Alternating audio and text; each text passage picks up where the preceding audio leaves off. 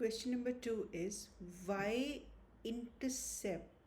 y-intercept of the graph y is equal to minus 6x minus 32 in the xy plane is 0y. So let's see every keyword one by one. When it says y-intercept, that means that point is on the y-axis. And when a point is on the y-axis, then its x-coordinate is 0, right? So suppose this is my graph,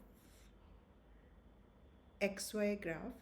Horizontal axis is always for the x-axis. So this is x and x dash, y, this is x and x dash, y and y dash, positive and negative sides.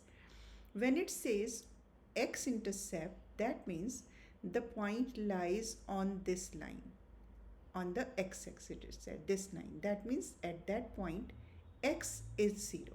Now that is the main key point here. X is 0.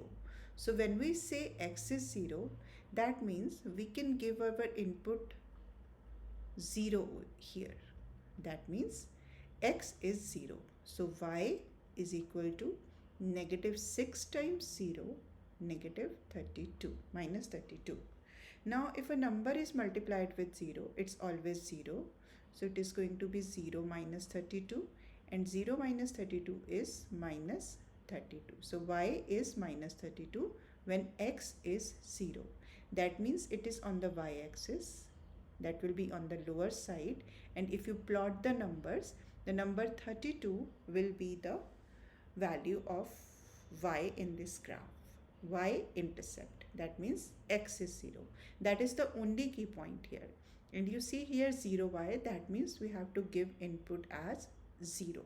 And when we give input at 0, whatever is the value of y, that will be the y-intercept. I hope that is clear.